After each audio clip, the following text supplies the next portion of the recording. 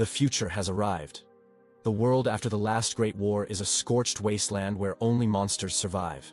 Humanity has taken refuge in the only city that remains, the city beneath the mountain. It is ruled by the Overlord, who grows increasingly uneasy about the rising power of the Church of the Crusaders and its hierarch. In the city's central square, a witch named Grey Alice is being executed.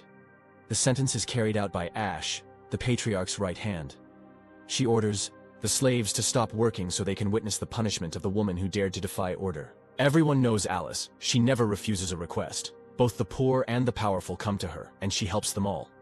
Ash reads the sentence and kicks the support from under Alice's feet. But suddenly, one of the soldiers draws a gun and shoots the rope. The witch escapes. Enraged, Ash kills the soldier and commands her to be found at once. During the manhunt, Ash herself falls into a trap and ends up in a noose. But Grey Alice doesn't take revenge. She simply walks away. Ash is left struggling to survive, and the slaves who witnessed everything begin calling the witch she who defeated the noose, and praise her with awe. Elsewhere in the city, a hunter named Boyce is ambushed. As always, he escapes using his twin-headed snake which strangles the enemy leader. Boyce walks away unharmed. Meanwhile, Grey Alice returns home and leaves alms for a blind woman who never asked her for anything. The woman is surprised. The witch's voice sounds youthful, despite her age. Alice simply confirms she's older than she seems. That night, two visitors come to Alice, the Queen and her bodyguard Jairus. The Queen demands the power to transform into a beast, knowing the witch won't refuse. Alice warns her. The wish is irreversible. But the Queen is confident in her choice. Alice promises to find a hunter who will lead her to the werewolf's lair before the full moon. Later, Jairus returns alone. He offers Alice a family heirloom, a pocket watch, and begs her not to fulfill the Queen's request. The witch gives her word that he too will get what he desires. After they leave, Alice falls into a trance. She has a vision. A werewolf tearing hunters to shreds among mountains of skulls. At the same time, the young queen, who despises her decrepit husband, the Overlord, goes to see her lover, the hunter Boyce. After spending the night with him, she stays while he leaves and encounters Crusaders. After defeating them, he heads to a bar where Grey Alice finds him. Grey Alice needs a guide to the Lost Lands. Boyce refuses at first. He just came to play cards. But the witch joins the game, stakes a wish, and wins easily. He has no choice left. He warns her about what awaits in the wasteland and agrees to take her to the River of Skulls, where the werewolf lives. In return, Alice gives him the captain's heirloom pocket watch. Suddenly, Crusaders led by Ash burst into the bar. Boyce throws his twin-headed snake at the leader, buying a few precious seconds. Ash kills the snake, but the witch and the hunter manage to escape. Boyce is deeply shaken by the loss, and the witch notices. Meanwhile, back in the city, Ash brings the blind beggar woman to Patriarch Johann. Under torture, the woman confesses. The Grey Alice hosted both the Queen and the captain. She recognized them by their voices. Johann immediately sees an opportunity. He orders Alice and the hunter to be found at any cost. They need a confession that the two conspired with the Queen and plan to overthrow the dying Overlord. Alice and Boyce make camp in the fields. The hunter looks for a replacement for his two-headed snake, but quickly realizes there are no others like it. The witch repairs his pistol, and that night, she catches him sneaking toward her with a knife. He presses the blade to her throat, then suddenly shows her a dead scorpion. He wasn't attacking. He saved her. The next day, they stop at an outpost run by Boyce's friends, Ross and his sister Mara. There's clearly history between Boyce and Mara, and the witch notices. She urges them to hurry. There's not much time left before the full moon. If they don't reach the lair in time, the beast can't be defeated. Boyce admits the fastest route is along the railway, but it's crawling with monsters. That night, he spends time with Mara. In an unguarded conversation, he tells her about a boy who survived the wasteland alone. He became silent, withdrawn. Mara understands he's talking about himself. Boyce just smirks. In the morning, they say goodbye to their friends. Ahead lie the Lost Lands.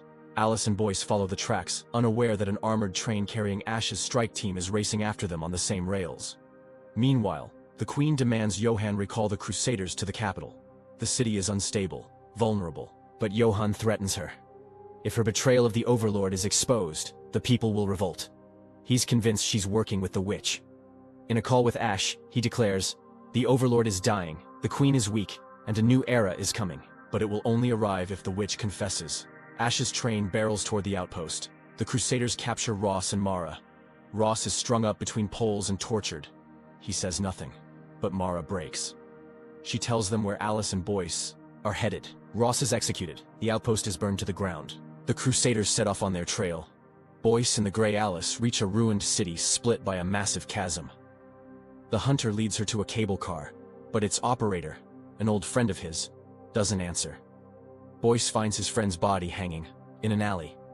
He barely has time to warn Alice before they're surrounded by Crusaders wearing dark goggles to block her influence. Ash demands they hand over the witch. In response, Boyce sees Mara, bound, mutilated. Ash kills her in cold blood, right in front of him. Enraged, he charges into the fight. Alice fights beside him. They manage to take out part of the squad, but they're outnumbered. Under heavy fire, they race to the cable car, an old school bus suspended by ropes. A few enemies leap in after them. In a brutal fight, Alice and Boyce kill them and throw their bodies into the abyss. Ash orders the cables cut. The bus sails across the gorge, slams into the rock wall, and gets stuck. Ash removes her goggles to finish off the hunter, but meets Alice's gaze, and her aim falters. The witch saves Boyce, and in that moment, he realizes she truly is a witch. At night, by the fire, Alice stitches up Boyce's wound. They sit, in silence, remembering the fallen. He finally admits he's always hated the city. A sense of trust begins to grow between them. They're two alike, in spirit and in blood. Meanwhile, in the capital, the queen learns she's pregnant. Smiling, she shares the news with the Supreme Lord, then smothers the paralyzed old man with a pillow. She whispers that the future ruler is the child of a simple hunter, just like she herself was born from the common folk. Alice and Boyce reach an abandoned military zone and take up position near an old nuclear power plant. Ash's armored train races toward them, but before it arrives, they're attacked by mutants that dwell in the area. Boyce triggers a series of traps he'd set earlier, creating a ring of fire. A fuel barrel explodes. Amid the chaos, a demon appears, the leader of the mutants. It grabs Alice, but she forces it to release her with a glare, then burns it with fire from her palms. When the battle is over, she collapses into Boyce's arms. She explains, her fire can't harm humans, but it destroys creatures of darkness. She pays a price for this power. Once, she helped a man who desired strength. He became a demon. She's tired of being the one who can't say no. Boyce promises to protect her, but in the distance, the rumble of Ash's train grows louder, again. In the capital, the Supreme Lord's death is officially announced. Johann congratulates the queen, but privately reminds her that her power is temporary, only until the heir comes of age. She flatters him, and Johann delays the coup. Later, he contacts Ash and demands proof that the child is not the governor's. Alice and Boyce reach the River of Skulls. He begs her to give up this mission, but she hands him the promised payment, Captain's Watch. She tells him she must go alone. Her curse is the inability to say no. No one should be near when she takes the vow. But Boyce refuses to leave her. In a tunnel, Ash's train catches up to them. Grey Alice runs along the tracks, right in front of the locomotive. Ash rejoices. He sees her death as certain. But as the train bursts onto the bridge, Alice spots the ravine ahead and leaps. In mid-air, Boyce catches her, while the train plunges into the gorge, taking all the Crusaders with it. Back in the city, after hearing what happened, Johann attempts to seize the throne by force. But the captain slaughters his guards and kills Johann himself. At the same time, Alice and Boyce arrive at the River of Skulls and approach the werewolf's lair. Alice is horrified. Bones lie scattered beyond counting. Boyce once again begs her to retreat, offering to fight the beast himself. She refuses, putting on her silver claws and preparing to fight. He warns her, silver won't help. Many have tried. All died. He pleads with her to stop, but she reminds him. She has no choice. The sky darkens with storm clouds. The full moon rises, and the truth is revealed. Boyce has been the werewolf all along. He begins to transform and lunges at her. Alice turns into a raven, swoops in close, and knocks him off his feet. When Boyce regains control, he confesses. He would have killed to gain her gift of foresight. She tries to ease his pain. It turns out she always knew what he was. Even when she stitched his wound, she'd sewn silver into it. It slowly seeped into his blood, weakening him. Now she's ready to strike the final blow. Boyce begs her. He only ever wanted to be with her. Alice agrees, then drives the blade into his chest. At dawn, Grey Alice sits at his grave. She lays the captain's watch on it and rides away. In the city beneath the mountain, the slaves welcome her return. The witch who defeats the noose is their hope. The uprising begins. Alice brings the werewolf pelt to the palace. The queen must cut her finger and let a drop of blood fall onto the pelt in order to gain the power of transformation. The captain demands his watch back. This isn't what he wanted. Alice replies, "You got exactly what you wished for." The queen, the woman he desired, is now free because the one she loved is dead. Consumed by grief, the queen admits she only wanted to become a beast for Boyce. Enraged, she kills the captain, but never puts on the pelt. The city descends into uprising. Soon after, Boyce returns to see Alice. In their conversation, it becomes clear she had known everything all along. Only someone like her could have stirred real feeling in him. That's why the queen dreamed of becoming a beast. But Alice knew she would never dare wear the pelt.